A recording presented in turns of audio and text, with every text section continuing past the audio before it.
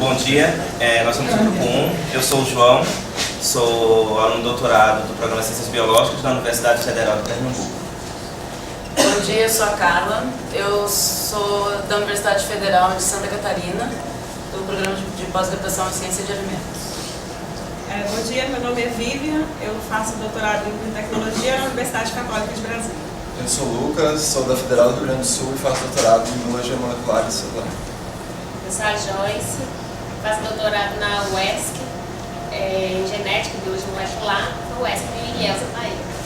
Meu nome é Tatiana, eu sou da Fundação Oswaldo Cruz, do Amazonas, de Manaus.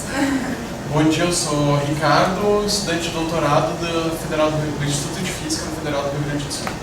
Bom dia, meu nome é Vitor, eu sou aluno de doutorado da USP de São Carlos, doutorado em Física Biomolecular. Bom dia, sou Juliana,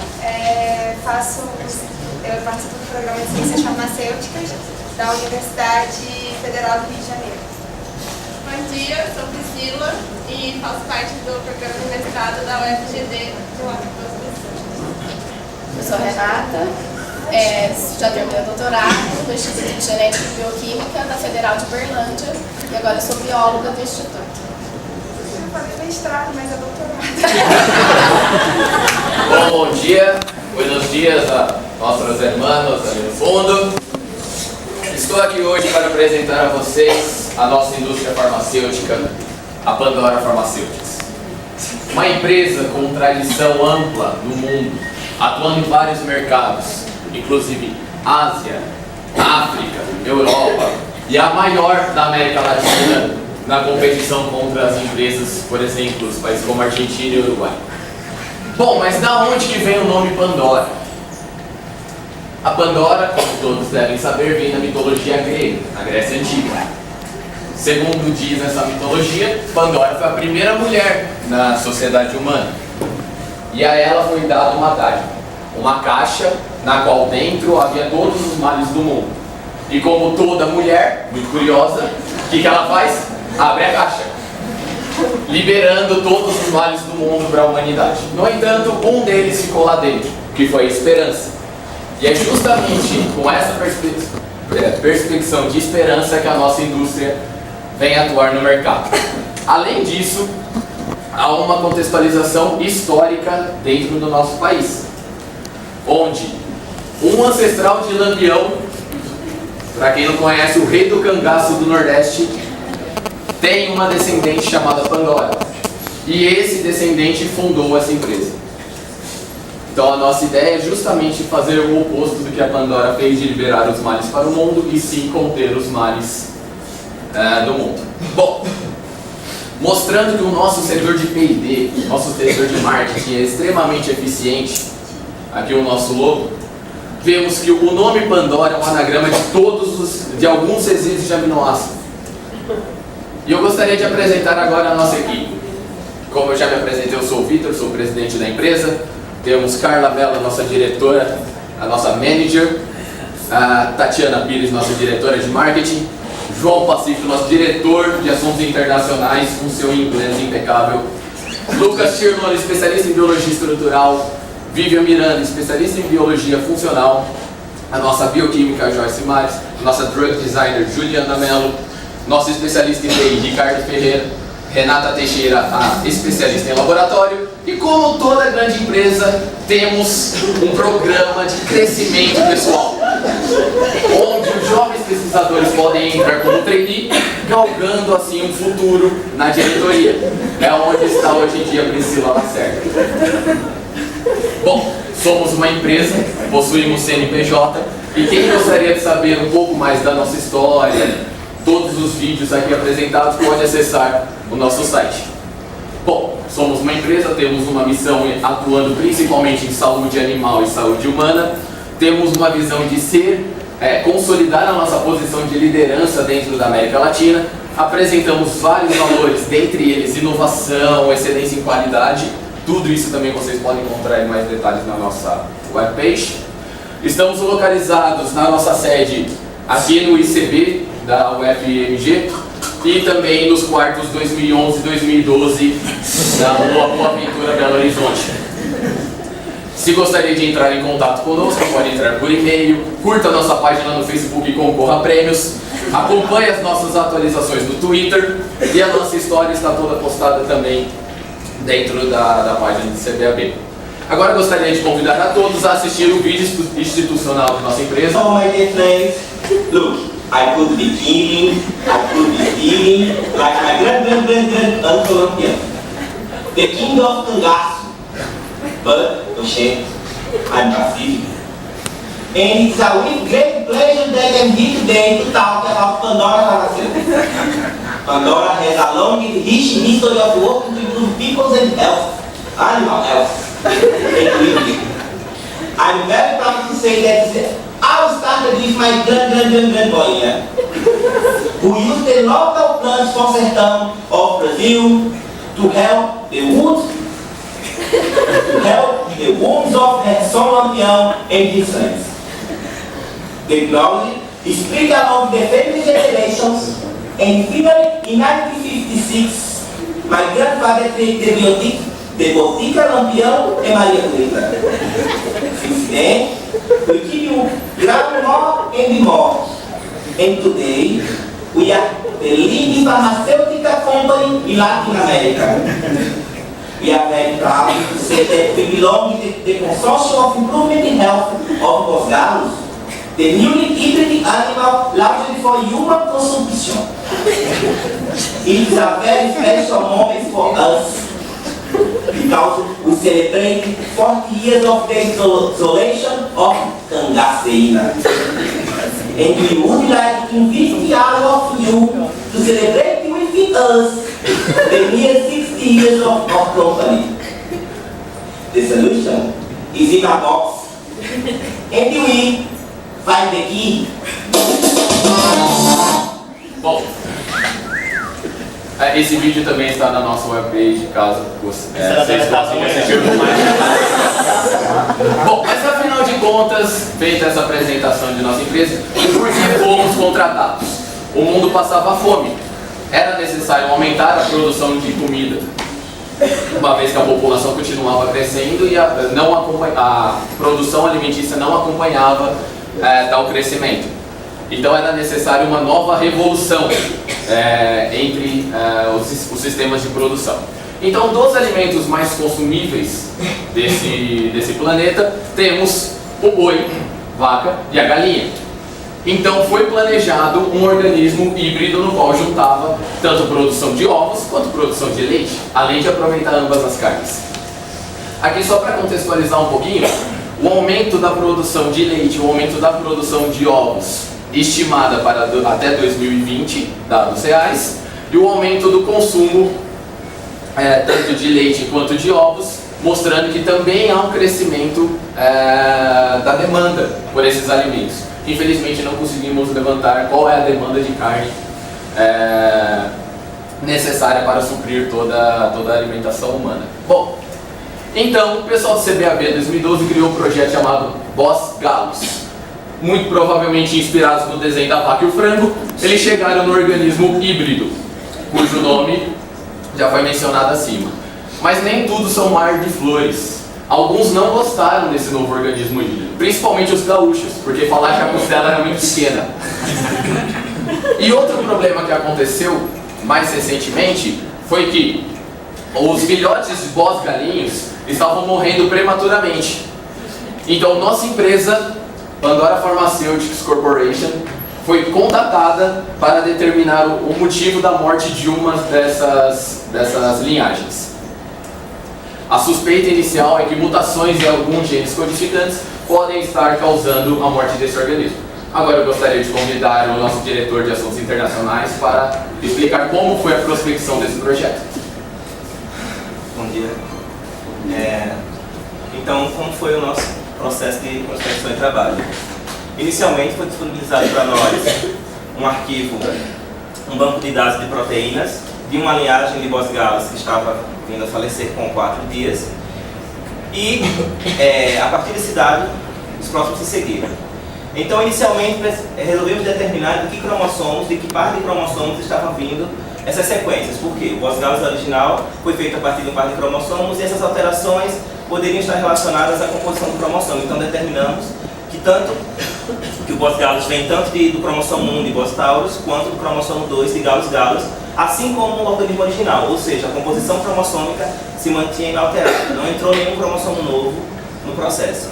Fusionando o dado desses dois cromossomos obtidos no banco de proteínas não redundantes do NCBI, esse arquivo foi formatado, nesse arquivo aqui, formando nossa base de dados das espécies originais, juntamente com os dados de Bos Gallus, todos dois alocados no servidor Pinguim.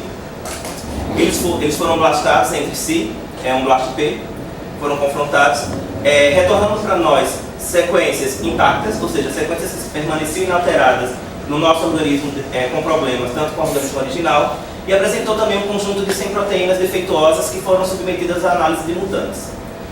Existia uma proteína dentro do nosso banco de dados que era desconhecida. Essa proteína precisava ser anotada, então foi confrontada contra o banco não redundante do NCBI para todos os genomas disponíveis neste banco, e em seguida submetida à modelagem, DOC e confecção da droga, como vocês vão entender mais na frente.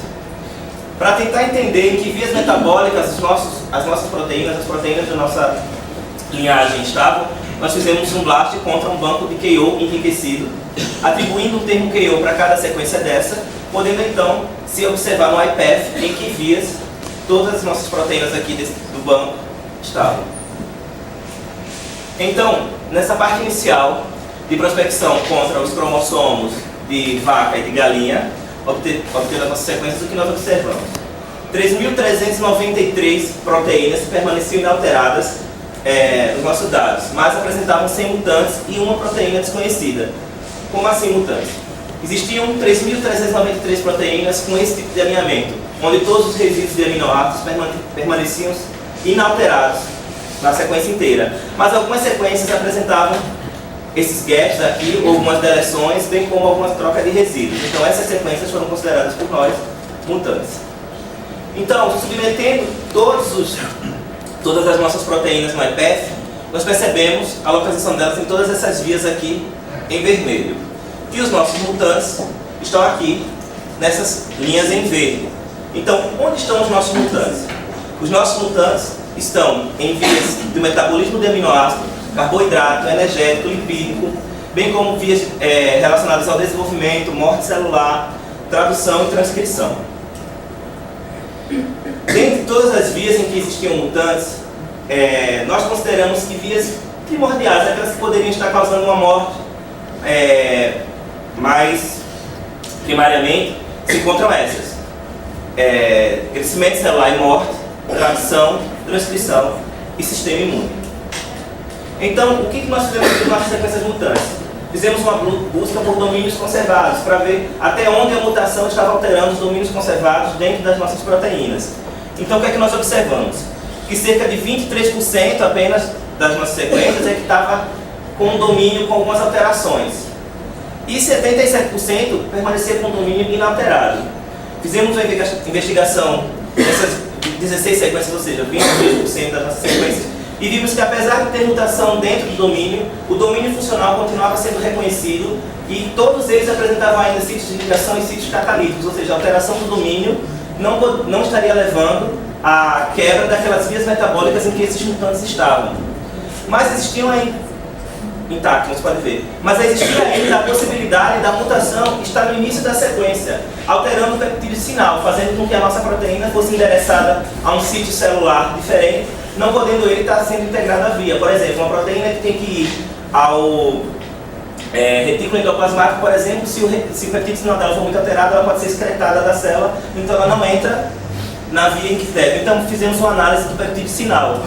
E mesmo com alteração em alguns peptídeos sinais, eles conseguiam ser alocados ainda assim no segmento correto. Esta proteína que é analisada, por exemplo, é designada para membrana plasmática. Então, nossos mutantes não eram a causa da morte, porque apesar das alterações, não havia comprometimento de nenhuma daquelas vias que eu falei para vocês. Mas existia aquela sequência desconhecida. Quem é ela? Após a anotação contra o banco não redundante NCBI, nos retornou um alinhamento perfeito, onde todos os resíduos alinhavam, de uma esfingomielina fosfodiesterase D, com o domínio conservado intacto, apresentando sítio catalítico e sítio de ligação. Mas que organismo é esse? Pasmem.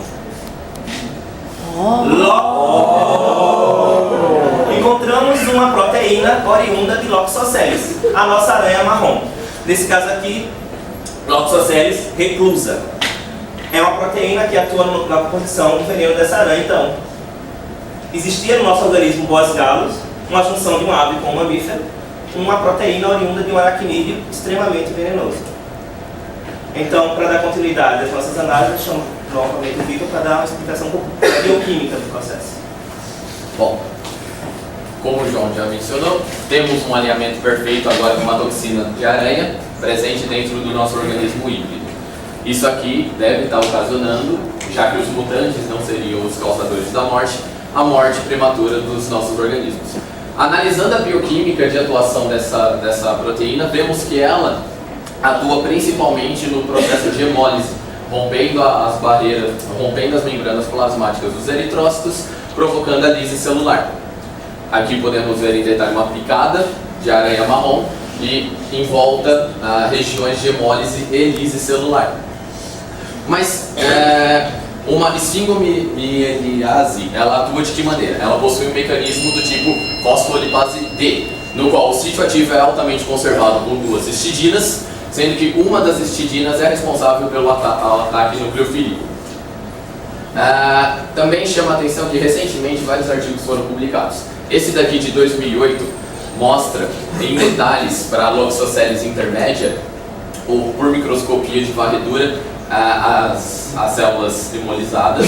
Então aqui uma célula controle, a célula hemolizada, a taxa de agregação de plaquetas com relação à presença do veneno e tempo e na ausência do veneno. Aqui uma fotografia de um tecido sadio como controle e um tecido com veneno injetado. Vemos a região de hemólise aqui, como mostrado anteriormente, e também evidenciar o poder letal dessa enzima, onde com 100 microgramas da presença dessa enzima, em apenas 8 horas 100% dos indivíduos foram a óbito. Ou seja, em altas concentrações e curto espaço de tempo, é capaz de matar, levar o indivíduo à morte. Para ter certeza que essa sequência era mesmo de Loxosceles reclusa, fizemos um blast da sequência contra o genoma de galo e vemos que a máxima identidade e o melhor inverno só batem com alguns domínios de algumas outras enzimas, de maneira análoga à feita para Bos taurus, onde a máxima identidade e o inverno também não são significativos. Bom, agora temos uma sequência. Seria possível obter um modelo estrutural? Resposta, como vimos no curso, é que sim. Então, utilizando a plataforma Modeler, um tipo de abordagem de modelagem por homologia, onde, dada uma sequência inicial e utilizando um template adequado, é possível obter um modelo estrutural satisfatório.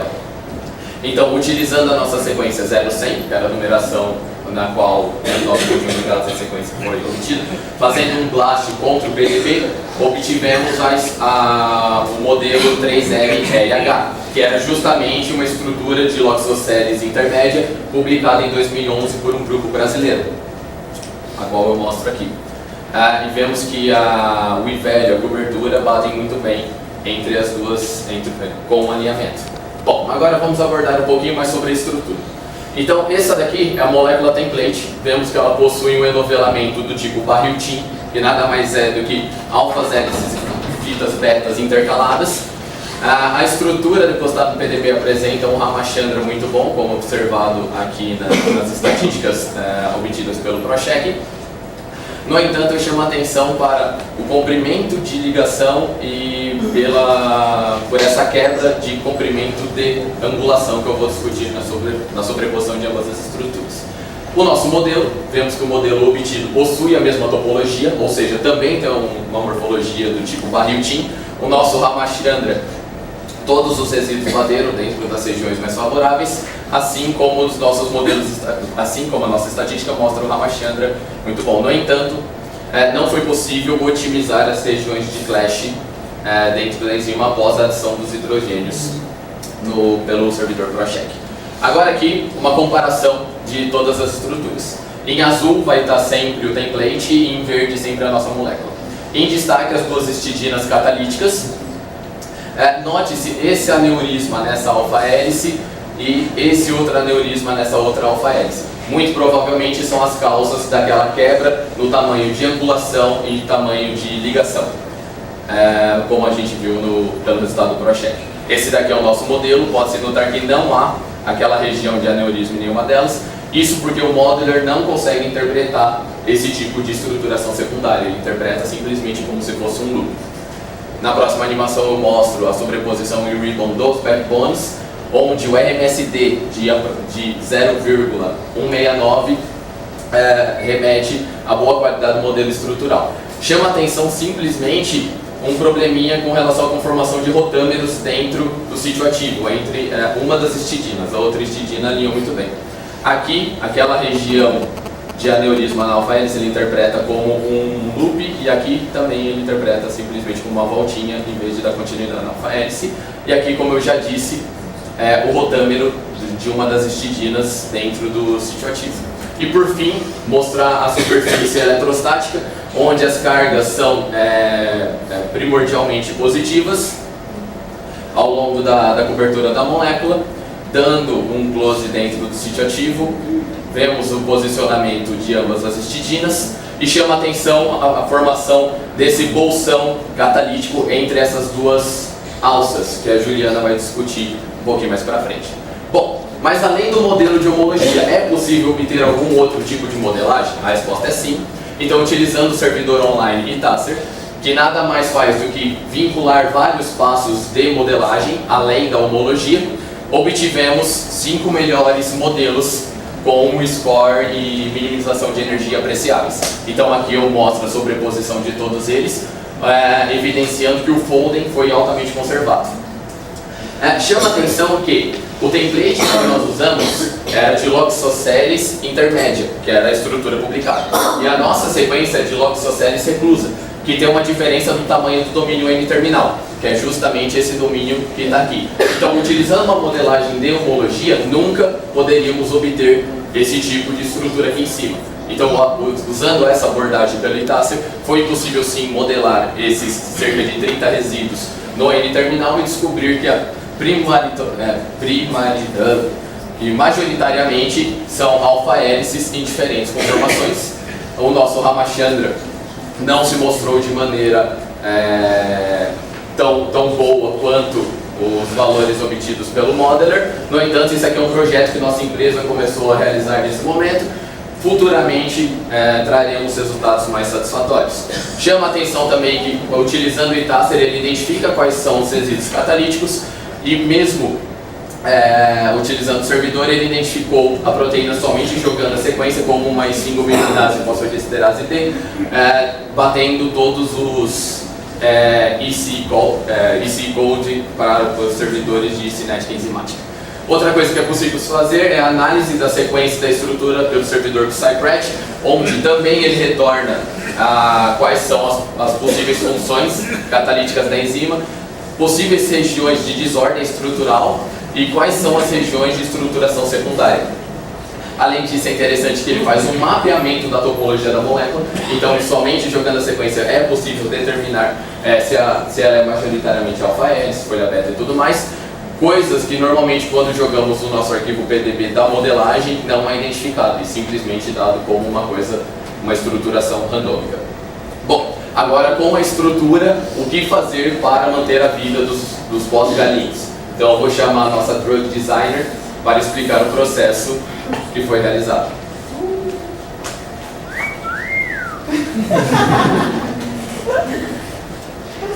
Bom, então sabendo qual é a proteína que é a maior responsável, né, pela morte das boas galinhas, e sabendo que a gente tem um modelo dessa proteína, a gente pode ter em mente o quê? Que a gente tem um alvo para utilizar na solução desse problema. Então, como a gente poderia usar esse alvo para curar o boas galinhas? A gente teria uma alternativa que seria o docking molecular, que é uma técnica que vai simular o ancoramento de um ligante em um determinado alvo.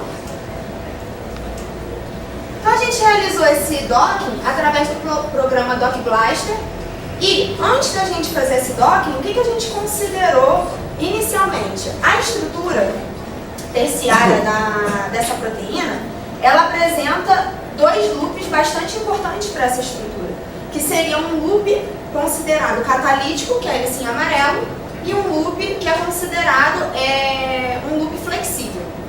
Entre esses dois loops, foi visto na literatura que existem interações extremamente importantes para que essa estrutura se mantenha dessa forma, e assim então ela seja ativa. Além disso, a gente considerou alguns resíduos de aminoácido, que a gente pode ver que alguns estão presentes nesse loop catalítico e outros nesse loop flexível, além de abranger alguns outros aminoácidos que foram escolhidos da seguinte forma. Sabendo que a gente tem essas duas histidinas que o Vitor falou para vocês, que são bastante importantes para a atividade dessa proteína, dessa fosfolipase, a gente selecionou um sítio de ligação ao redor dessa histidina 37 de 8 angstrom, e também foi visto que além dessas duas histidinas, existem dois outros resíduos de aminoácido que são muito importantes para a atividade dessa proteína, que são treonina 251 e lisina 119. Então, baseado nisso, a gente deu sequência ao nosso doc molecular. E como vocês podem ver aqui, esse programa, o que ele faz? Ele vai fazer uma busca numa base de dados chamada Zinc e vai obter várias estruturas de várias moléculas que já foram previamente sintetizadas. Nesse caso aqui, a gente obteve o quê? Fragmentos de moléculas. E o programa ele tenta predizer a forma como essas moléculas se ligam num sítio de ligação. Gostaria de chamar a atenção de vocês para essa molécula especialmente, que está ligada no sítio ativo, no sítio de ligação. Essa molécula tem essa estrutura e ela apresenta 7 interações com a proteína alvo, que seria a fosfolipase D. E são 7 interações aleatórias? Seria válido a gente ter 7 interações aleatórias? Não, na verdade a gente tem um objetivo maior. Aqui nesse caso, a gente tem 2 interações com as 2 histidinas que são importantes para a atividade catalítica dessa fosfolipase. Então, além dessas duas interações que poderiam estar deixando esses 2 resíduos menos disponíveis para clivar o substrato real, que seria a esfingomielina, a gente tem outras interações que podem promover a estabilização desse ligante na cavidade catalítica. Com base nisso, o que a gente fez? Propôs um lead compound, um protótipo. Esse protótipo foi visto que no pH fisiológico ele não permanece dessa forma. Então, sempre com o propósito de inovação, a nossa empresa propôs uma nova molécula, um candidato a droga, um fármaco, chamado Cambalox. Então, supondo que a gente teve sucesso e curou boas galinhas, o que a gente também tem que ter em mente, além de tudo isso, do doping molecular, dessas estruturas, que essa carne, ela vai ser consumida pelos humanos, certo? Então, quais seriam os riscos desse próprio ligante para os humanos? A gente fez um estudo em sílico, em um programa chamado Osiris, e esse estudo, ele mostrou que os riscos de toxicidade, mutagenicidade, tumorigenicidade, são muito baixos, então foi um ótimo resultado. E queria ainda chamar a atenção de vocês para um resultado que a gente obteve nesses 2 parâmetros, que são Drug Likeness e Drug Score. Nesse caso aqui, esse programa ele é utilizado para quê? Para moléculas que são potenciais, geralmente a gente está estudando um fármaco, uma molécula, uma droga que potencialmente pode ser um fármaco futuramente. Aqui a gente pode ver que a nossa molécula, nesse parâmetro de drug likeness, ela possui um baixo potencial para ser um fármaco.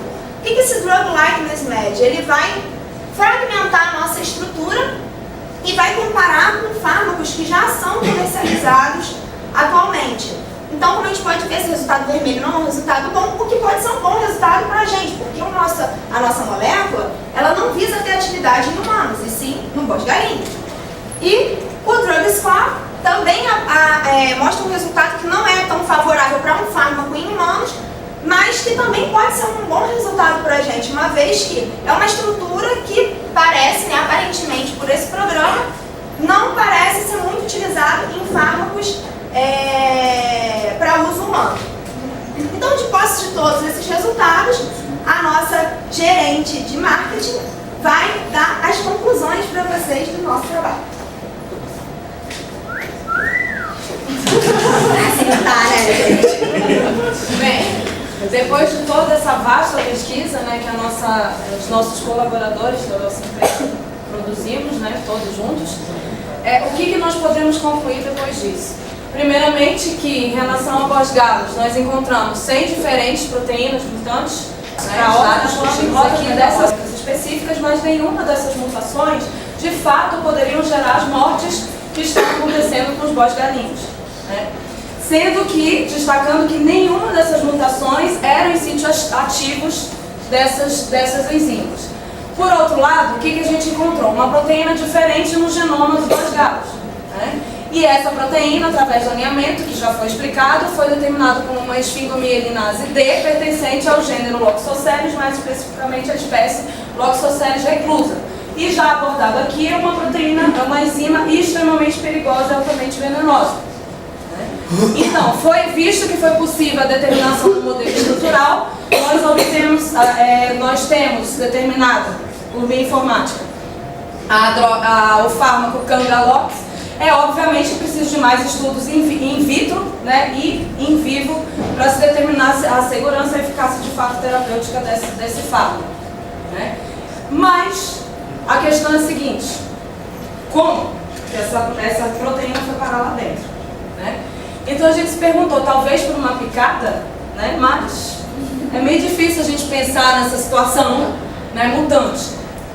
Então, como a nossa empresa ela tem um relacionamento externo a partir do nosso diretor de relacionamentos exteriores, né, aliás, internacionais, nós contratamos essa equipe de investigadores, detetives e afins, né, para determinar como é que essa sequência proteica foi parar dentro, essa sequência nucleotídica, né, que acabou expressando essa proteína, foi parar lá dentro do genoma do bois-galos, né?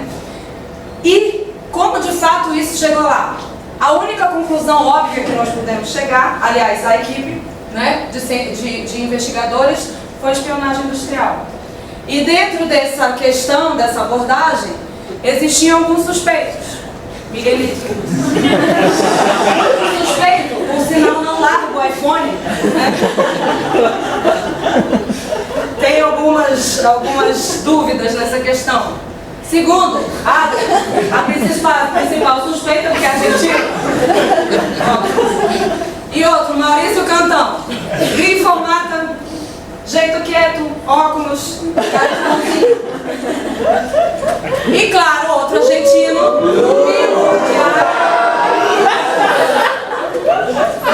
Após a extensa investigação dessa super equipe, né, eles chegaram à conclusão de que o culpado disso justamente a gente menos desconfiava. Maurício Cantão, na verdade, foi o criador, né, da ideia, pelo menos, do projeto Bois-Galos, né? E a gente não pode revelar muita coisa porque ainda corre em sigilo de investigação, mas um dos motivos que talvez, aliás, que levou o Maurício a isso, ele era sócio da empresa, só que foi passado para trás, por algum motivo, pelos sócios majoritários, né?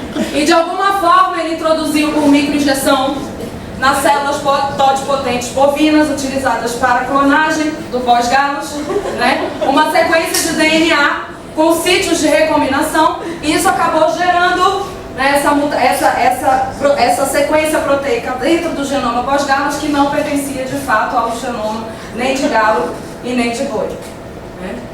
E qual a solução? Como nós já mostramos, nós temos potencialmente uma droga que pode ser aplicada para solucionar esse problema. E além disso, a nossa empresa, como é internacional, vindo do sertão, né, do Brasil, né, nós também temos um braço da empresa que oferece serviços de orientação em relação a controle de qualidade, biossegurança, implementação de ISO, 5S, etc., para que possa melhorar o controle, né, dentro da empresa que visualizou o projeto Bois-Galos, né? Queremos agradecer ao CNPq, ao Centro Brasileiro Argentino de Biotecnologia, à Universidade Federal de Minas Gerais e especificamente ao Instituto de Ciências Biológicas e a equipe toda que trabalhou para que pudesse acontecer o CBAB 2013, né? E alguns momentos especiais né? Aqui do CBAB, obviamente não podemos deixar de agradecer a Dilma, né? E principalmente todos os momentos inspirados por cachaça. Muito obrigada.